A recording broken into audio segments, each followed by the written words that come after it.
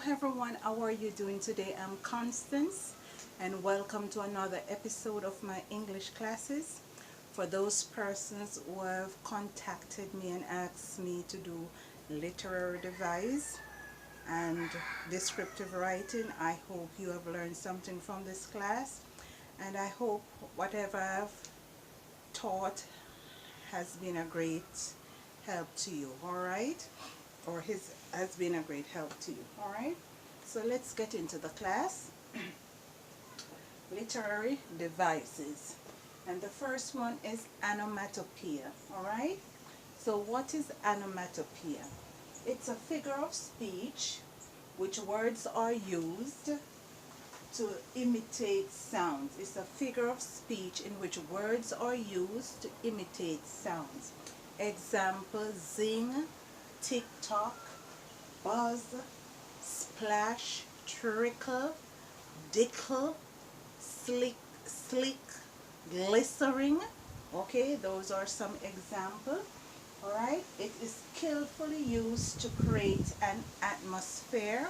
It is skillfully used to create an atmosphere as well as to produce a dramatic effect.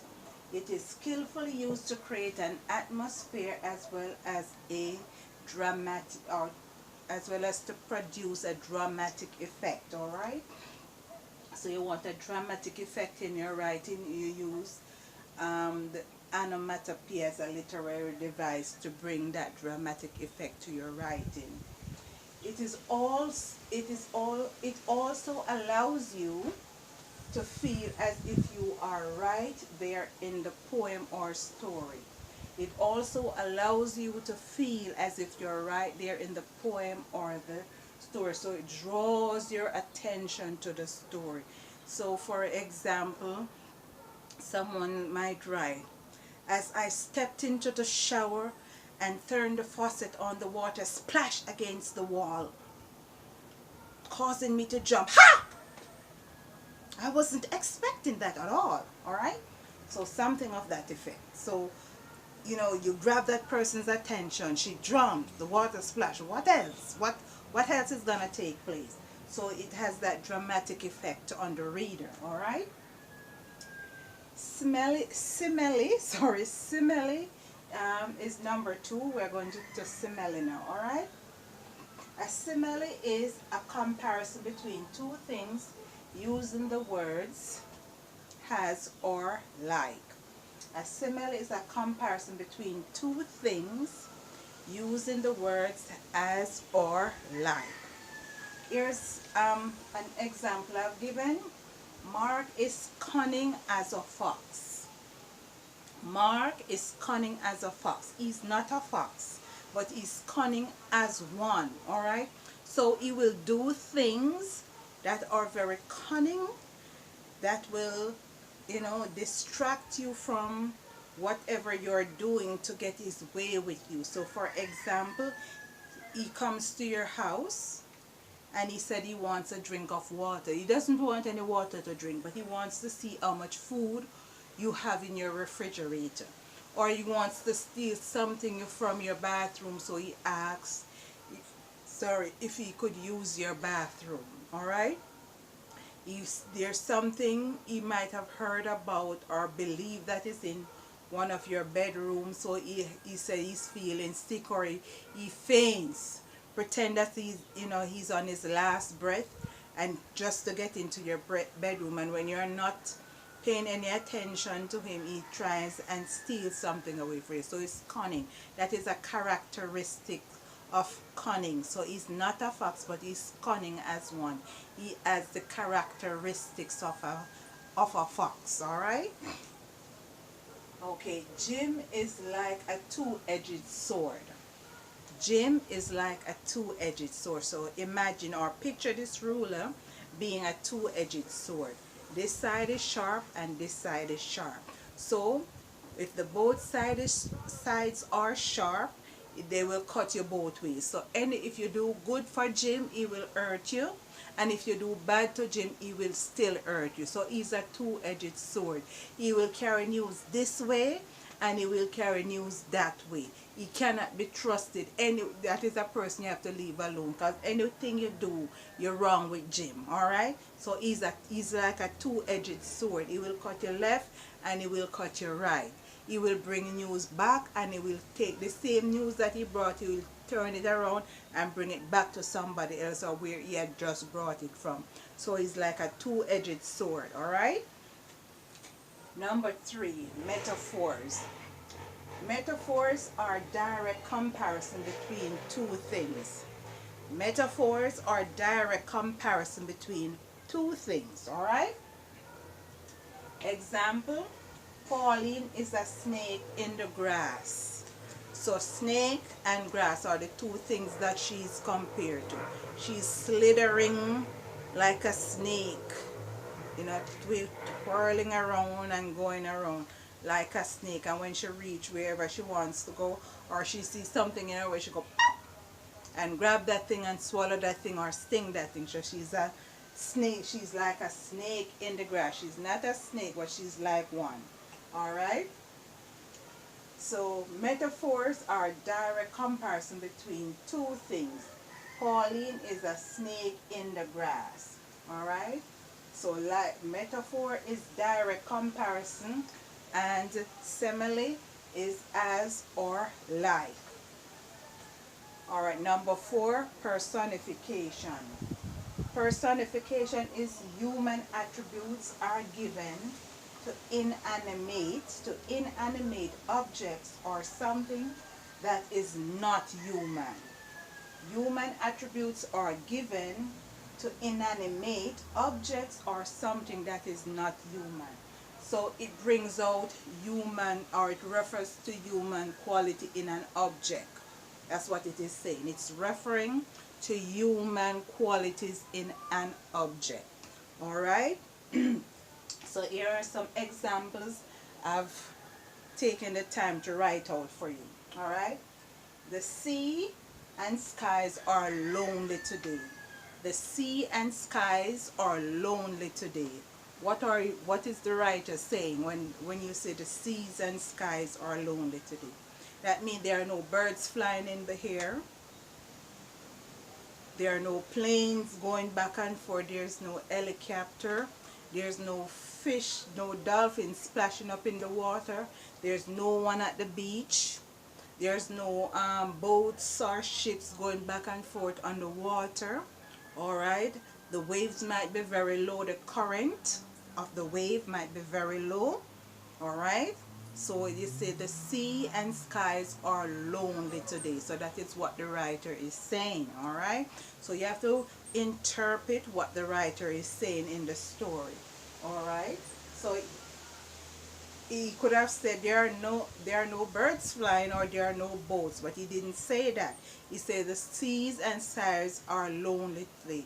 So you, the writer, has to differentiate or analyze what he's saying. Alright? Another example, whenever a person calls their vehicle their baby or wife. When a person, usually men usually call their cars or their tools or their motor vehicle, their bikes, their trucks, whatever, they call it their baby, their darling, their wife. They take the car to the car wash. I took my darling for a shower. I just took my darling for a wash today or a few minutes ago, right? So it's somebody who, if you're not thinking, you know that they are talking about their car or their bike. They took it to the car wash, so they said they bring their darling for a wash a few minutes ago. Alright, so they refer to that object as a person or has some human qualities to that object. Another one is this house is calling my name. This house is calling my name. The house doesn't have any tongue and it doesn't have any mouth, but you said the house is calling your name. So if a person's right, this house is calling my name. So a person might have gone to look at a property, look at a house, or going to rent a house or lease a house or something of that effect, and they like the structure of the building, they like the aesthetic, the atmosphere, the beauty surrounding the building or the house. They like the space, all right, they like the colors on the wall, they like the floors. So they say the house is calling their name. They like the appearance of the house. They like how the house feels to them. It makes them happy when they're in that space. So they say the house is calling their name. All right. Another one, the stars are winking at me. The star doesn't have any eyes to wink, but you say the stars are winking at me. All right, so what is the stars are winking at you? What is the writer saying when he says the stars are winking at me? Okay, so that person, that character in the story might have gone for a job interview, and they are favorable amongst the hundreds or however amount might have been there, trying to get that same job. So they are favorable, so they say the star is winking at them.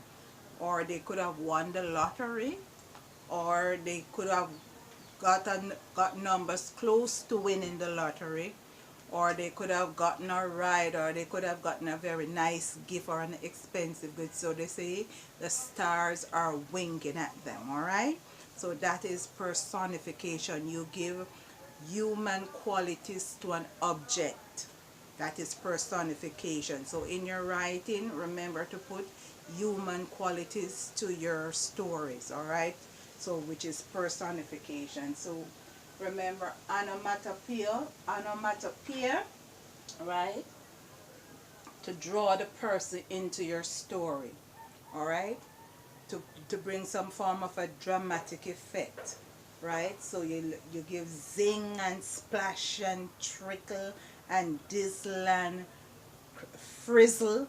You know, those are dramatic words to bring out your stories. Simile is a comparison between two things. So you use has or like. There's something that we use in almost in our everyday speech, and we say that girl is a bitch. That girl is a bitch. All right, that is a metaphor. A bitch is a woman dog, or you say that man is a dog, right? So that is a metaphor. So there's a comparison, direct comparisons. All right, so a bitch or a dog. A bitch is a female dog, and if you call a man a dog, a dog is a four-footed animal. You call your pet. All right, or some people don't like dogs so well, so it's the opposite for them. All right, so that is a form of a direct metaphor, direct comparison. All right, I don't like to use that example, but it's one of the most commonest ones, common ones that I can give to you so you can understand what I'm saying. All right. Personification, you give a human quality to the thing, right, to an object. Okay, so this is it for this class of literary devices. I will give you some more. I'll try and give you some more, okay? And I hope you like this class. Subscribe, share. Let me know if you enjoyed this class. Let me know if you have learned something. Comment. Check out my blog, Talking the Things with Lady C. All right? Read some stories from that. Let me know what you think. Those stories can motivate you, can help you be proactive in your society, in your community. All right, so thanks for watching. I'll leave my links if you want my book. They're on Amazon.com. Miss Constance Williams. Please subscribe, like, and share, and I'll catch you in my next video. All right, bye bye.